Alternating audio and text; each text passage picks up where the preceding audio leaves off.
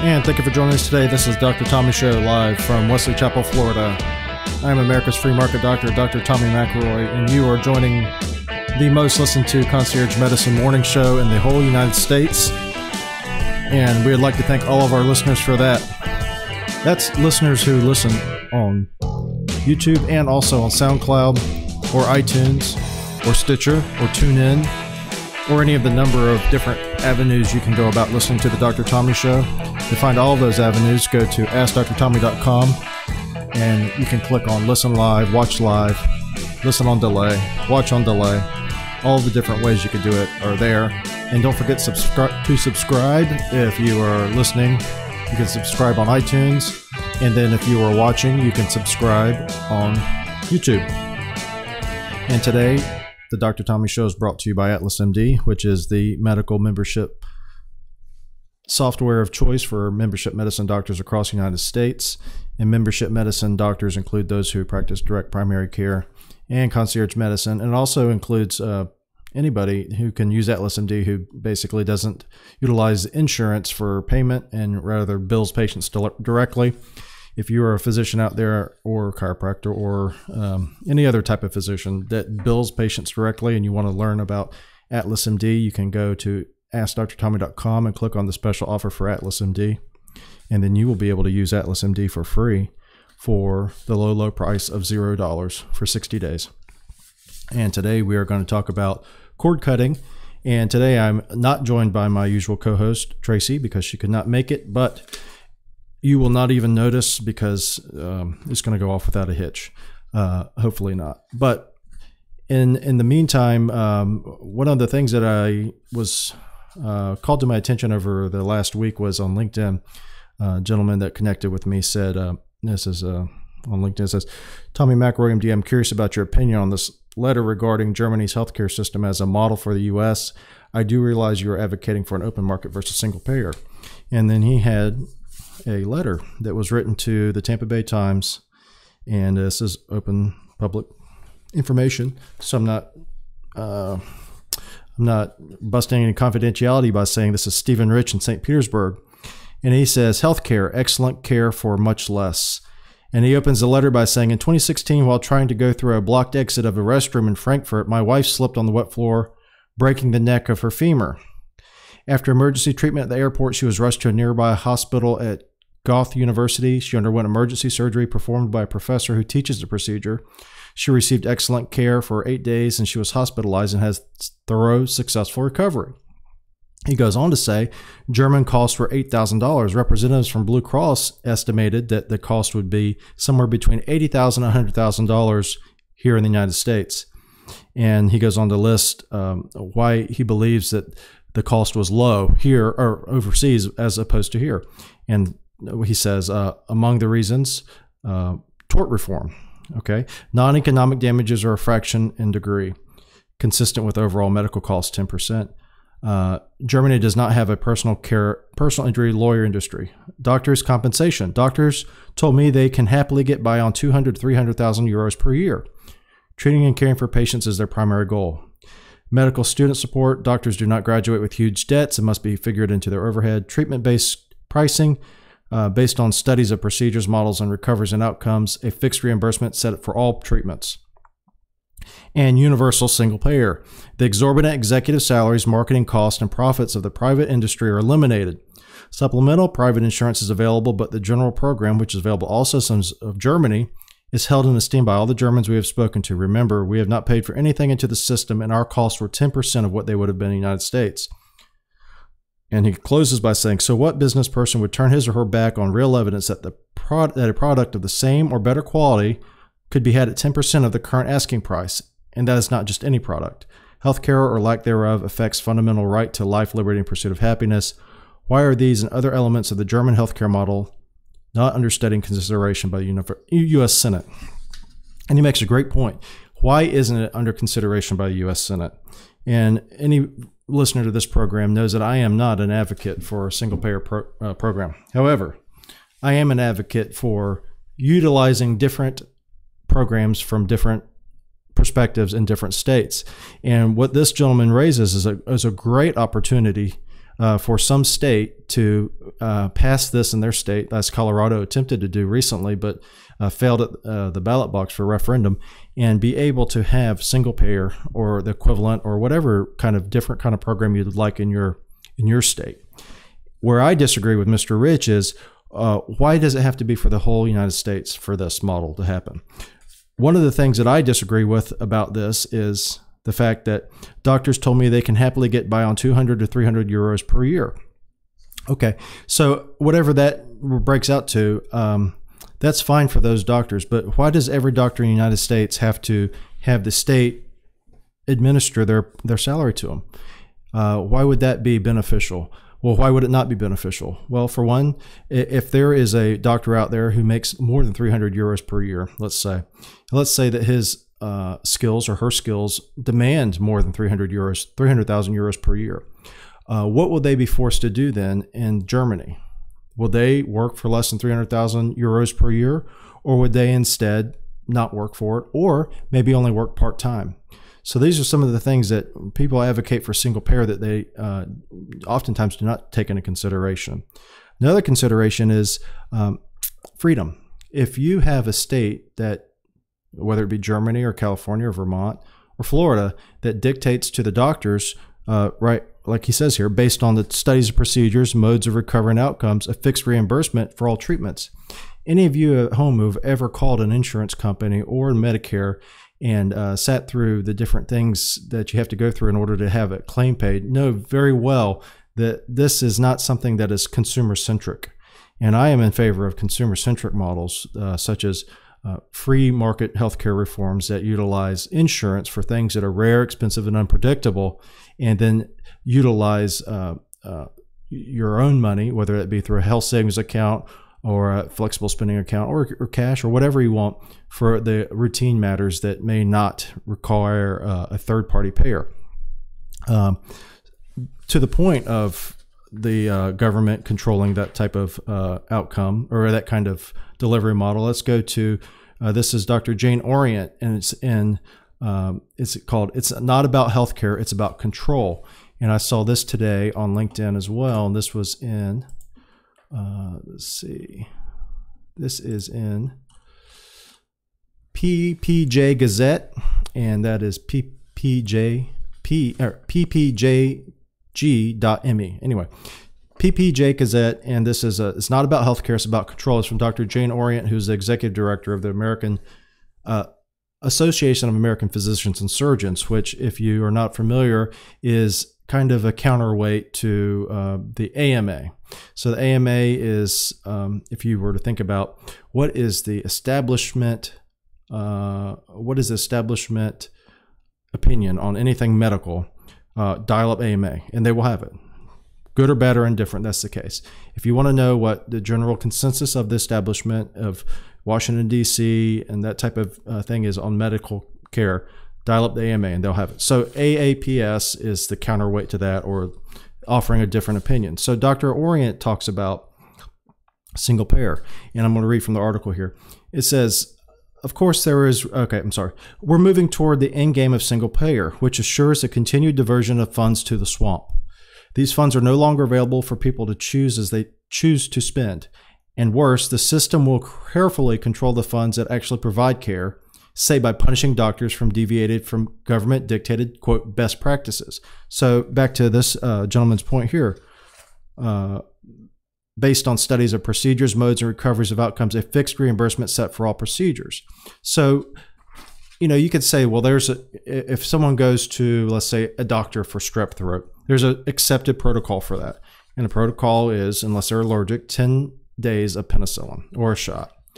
Or if they're allergic to some other antibiotic, that's the accepted protocol. But as Dr. Orient states, that could go awry when you have the government controlling it. And back to the article, it will allow for nothing it calls, quote, snake oil, things like vitamin D, hormone supplements for aging, and other generally benign items that people find worthwhile but will drain profits from the government-approved treatments. Nothing, quote, futile, like experimental treatments for Charlie Gard, who is the infant who was born with an apnea disorder in Great Britain. It's been in the news. Nothing experimental outside the control of the FDA that might compete with lucrative drugs. medical marijuana, for instance. Nothing that is not, quote, value-based, such as life-threatening or life-sustaining treatment, including food and water to patients not valuable enough to treat for pneumonia, heart failure, or bleeding ulcer. The system is also striving to eliminate non-adherence. Patients will take their vaccines or lipid-controlling medicine, like it or not, because the benefit to, quote, society is claimed to outweigh the risk to them personally. The system wants Americans to trade their freedom for the illusion of healthcare. And so that is my general take on it, is the healthcare debate we're having now that you're seeing in Washington, D.C. with Senator McConnell, Congressman Ryan, and all the different parties that you're seeing is not talking about healthcare. They're talking about health insurance.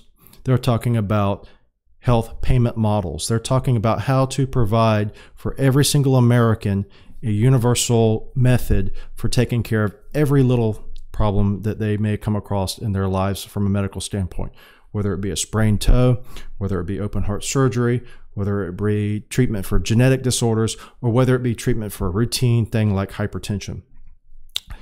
That is not what we should be doing. We should be concentrating on providing affordable health care, as the Affordable Health Care Act purports to have done, provide affordable health care.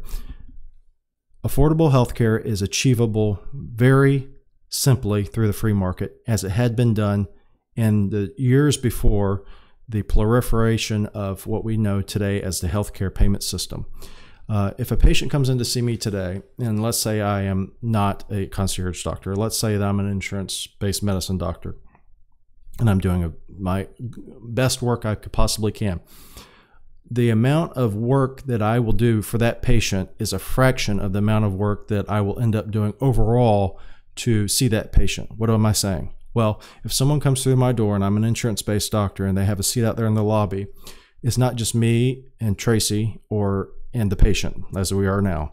It would be me, someone like Tracy, someone like myself, and a cadre of billing specialists, a cadre of appointment setters, and all types of other basically bureaucracy that we will have to then employ in order to see a patient for something as mundane as a strep throat.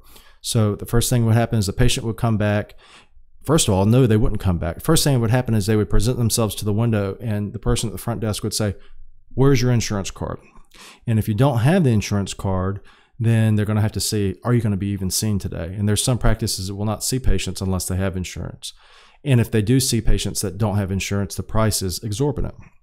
So first we have to see, do you have insurance?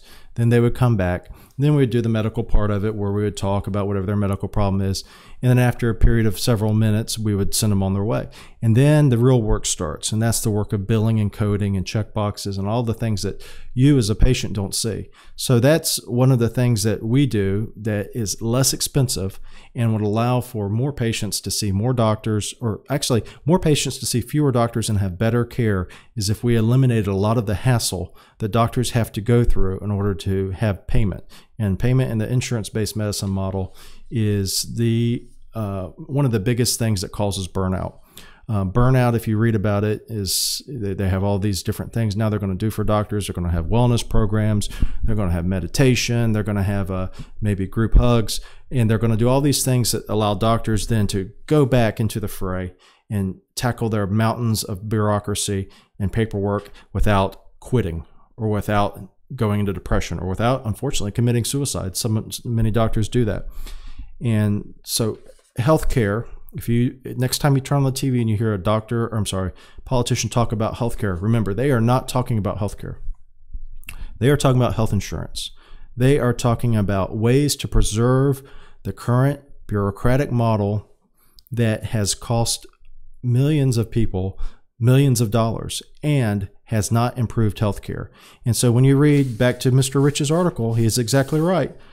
The care that we receive can be done for at a fraction of the cost. That is, if we are willing to embrace creative models, if we are willing to embrace models that eschew bureaucracy, or if we are willing to accept models that allow for different models for different populations. Back to my point, and this ongoing point I have, if you live in California and you would like to have single payer, or Vermont, or anywhere, then you should have your state pass that. Or you should advocate for that for your state to pass it. And if you're in those states and you don't want that, you should advocate. The best way to have the type of care that you want is right here in the Constitution. And it's in the amendments here to the Constitution. Actually, it's over on the other wall. But the 10th Amendment allows for the states to do what they would like to do with their own citizens, and allows the federal government to have an overarching, generalized set of rules that are very limited. The enumerated powers of the federal government are very limited. And I hate to break it to you, but Social Security and Medicare are listed nowhere in the Constitution. And there's a very good reason for it. Because our forefathers, founding fathers, knew that the likelihood of a diverse state, country like the United States, ever being able to successfully deploy something as intimate as the care between a physician and a patient across the whole country, even at that time was a small country compared to now. Even then, they knew it was a fool's errand. And that's why the things that are going on today in Congress and in Washington, D.C. are also a fool's errand. And I would advocate for repeal of Obamacare and replacement as needed by the states with their own legislation, and allow those federal dollars that are being now taken from the states to fuel the federal government healthcare bureaucracy system, return those to the states and let them do as they wish. Medicaid, all of it. And then let's see who does the best. And you will probably see a variety of different plans, and you will probably see something where Mr. Rich may or may not be happy with the care that he's receiving in his state, but then you have the opportunity to move, or at least to have a choice. And the opposite is not, I see it very favorable, where you turn your all of the creativity and all the things that are done in medicine, you allow the government to then dictate how to do that, because they are not the brightest and they are not the best. You are out there. You are the best and the brightest. You people out there who are working, your entrepreneurs or people in government, individuals are the best and brightest. There is no collective wisdom that is better and more exuberant as far as ideas than those of individual citizens. So always, in my mind, it's better to trust the individuals and then the states, and then at the least, the last choice is to trust the federal government, because they have demonstrated that they are very inept at controlling cost and administering anything. And if you have any doubts on that, just look at the current system that we have of trillions of dollars in debt, 19 trillion of real debt, greater than 200 trillion in unrealized debt, or debt that's owed to Medicare and Social Security people, citizens that are going to do that. And then if you look at the different healthcare systems we have, it's a mess. And so my advocation would be for single payer for you in your state if you like it, or free markets for you in your state if you like it. Repeal Obamacare and institute some common sense measures in your state so that people can afford to go to the doctor again and not be stuck in the system where they say, what is your insurance plan? Do you have insurance? And if you don't, then you're left out in the cold, because people can't afford it. That was a little bit about cord cutting and how to cord cut yourself from the government and healthcare. Another thing I wanted to cover today was cord cutting and television and the cable markets. And cable television, if you grew up during the 80s, had its peak in the 80s and 90s, and maybe even 2000s, and now has basically been decimated by streaming. So streaming is a way that you can get some of the same programming that you want for over the cable networks, but at potentially a less costly amount, or at least more selective. Cord cutting, if you're not familiar, is basically stopping cable. Stopping cable from that gives you the package. So the package that is hundreds of channels that you may or may not ever watch. Cutting that cord and then supplanting that either with internet alone or internet with broadcast TV antenna. I personally have cut the cord now going back, I think, 3 years, and I was paying roughly $150, $160 a month for cable, and now I've cut the cord, and the cost, I believe, of cables, I think it went up, but it was $49. I think it's $60 now. Either way, it's much cheaper. And then so you say, well, that's great, you have that, but I like sports. What do I do for sports? Well, sports is a problem, and I will admit that. And you will see that some of the people who hang on to cable is because of sports or some specific thing that they cannot get. But there is an answer. So one of the answers is, like I said before, to have an antenna, an outdoor antenna. Many of you watching probably have never seen an outdoor antenna or know what one is. But back in the old days, there used to be antennas that went up to the side of a house, and they were pointed at a certain direction, and signals were sent over the airways, as they are still now, and you were able to grab those and then watch them on your TV for absolutely nothing. And that's called broadcast TV. And if you look at a broadcast station, if you have a good antenna, the quality of the broadcast that you'll watch on your TV from an antenna is actually superior to that of cable. So get a antenna. And then what I did in my home is I used the same cables that go to my cable boxes, that used to go to my cable boxes for my TVs, and I just ran that same coax cable into my antenna. So I disconnected the cable, and then from the same splitter that I had on the side of my house, I ran an antenna. I pointed it in the right direction. I looked it up online. I think it's antenna.org or somewhere. If you just look up Google antenna direction or antenna signals in my area, you'll find it. But I think it's antennaweb.org.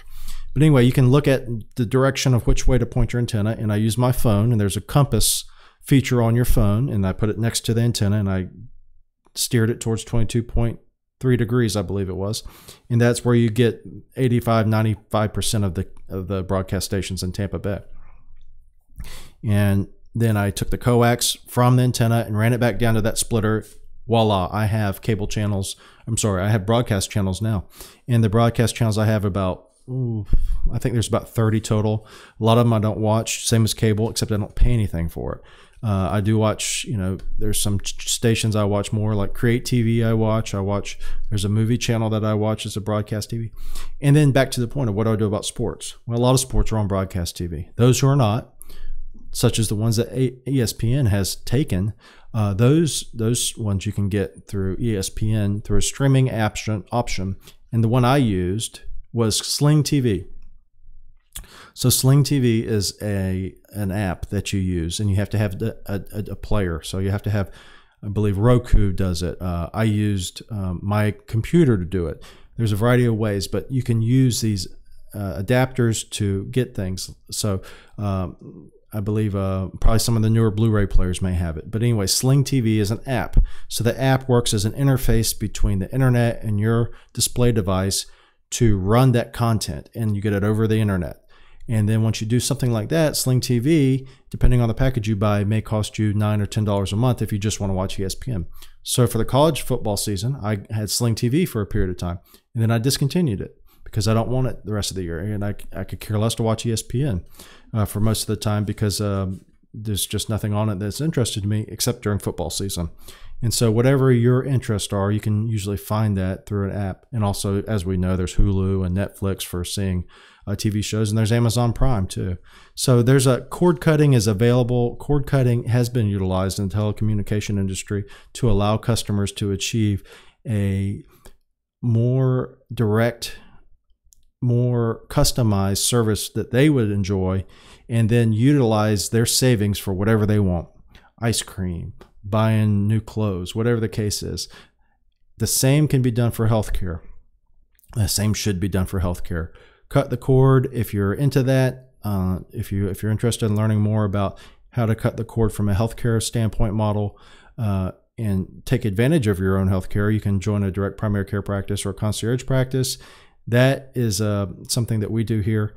And if you're interested in learning more about what we do, the type of thing that we do, you can go to tampadirectcare.com. That's our website for Echelon-Health practice. But also, if you go to askdrtommy.com and you're not in our area, or you want to see other physicians that are around, go to askdrtommy.com and then click on patients. And there's a whole page there for you. It shows you different options, including different options about what to do if you don't have insurance, such as health sharing ministries, and then allow you to cut the cord or start considering cutting the cord.